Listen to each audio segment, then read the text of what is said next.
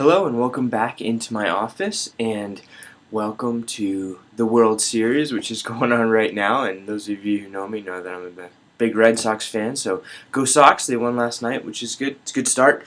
So I'd like to thank polyphonic.org for supporting this video blog. I'm actually done posting on that website, but I encourage you to go back there and check out some of the other people who are doing vlog posts. It's very interesting, and I don't know, I find that I can learn a lot from it. But now I'm going to keep going on my own here, and still kind of the same idea about some things that I'm learning as I'm continuing through my the start of my second year here at Sheridan College, which I'm really happy with. So, couple things I wanted to talk about, and the first of which is playing, keeping busy playing in situations where there's a little bit of pressure to perform well. I find that sometimes when I'm practicing and I'm not performing, I end up with a situation where I'm not intensely practicing as I should. So if you can get involved with performing, even if it's kind of a low pressure situation where you're playing for the community, they may not know if it's fantastic or not, and that's okay. Just get out there and play a bit. If you have a chance to play with local ensembles, or if you're lucky enough to play with some of the local orchestras, it certainly keeps the level up. Also, especially if you live in an area where I am, I'm very lucky that in Sheridan we have a number of really great trumpet players, but we don't have any orchestras within 2 hours. But I do get to play with these orchestras and drive up, and I can communicate, network, and perform with these other players at a very, very high level, and it's actually a lot of pressure. You go up there and you don't want to sound bad, so it certainly keeps things going. I've been working with my students a lot in the last couple of weeks about keeping up their fundamentals. We get through these pieces, and they're playing this piece, and they're like, "Oh, why can't I play this?" And I asked them, well, how often do you practice the A flat major scale in thirds going up and down?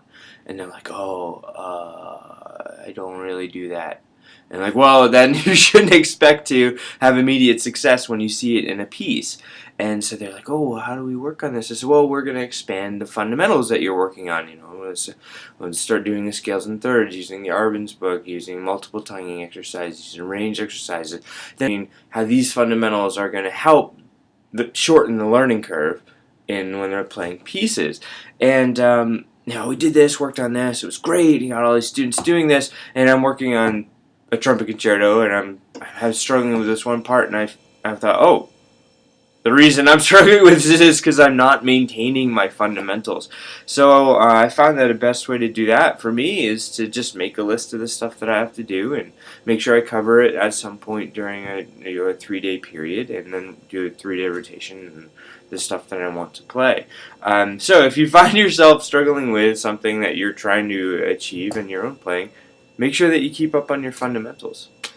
Lastly, I've been doing a lot of listening lately, for anywhere from Beethoven symphonies to Strauss tone poems. And along with that kind of traditional listening, I've been listening to some new stuff as well. I think it's important to do a lot of listening and a lot of focused listening in terms of keeping yourself in touch with what a really, really brilliantly good sound is, what a really wonderful ensemble sound is, or what a professional level orchestra or wind symphony or brass quintet or whatever jazz combo is. That focused listening, not just listening that you're making dinner and you're throwing on some wind ensemble recording, but actually sitting and listening to something to make sure that you get that sound in your ear when you go to your ensemble rehearsal, so you can say, "Oh, this is what I'm actually trying to achieve," rather than basing that off of the sound that your ensemble is giving you. It's just important to keep in touch with what's going on in terms of excellent ensemble work currently, or older ensembles as well. I was listening to Von Carrion recording earlier, and it's brilliant. And I think it's really important to get that sound in your head so that you can then relate it to your ensembles and help them try and achieve a number of sounds that are like that. But that's about it, and I hope that you're all enjoying the fall, or if you're in Wyoming, the winter is just skips skips that. So I hope everybody's doing okay, and look forward to seeing you again next time.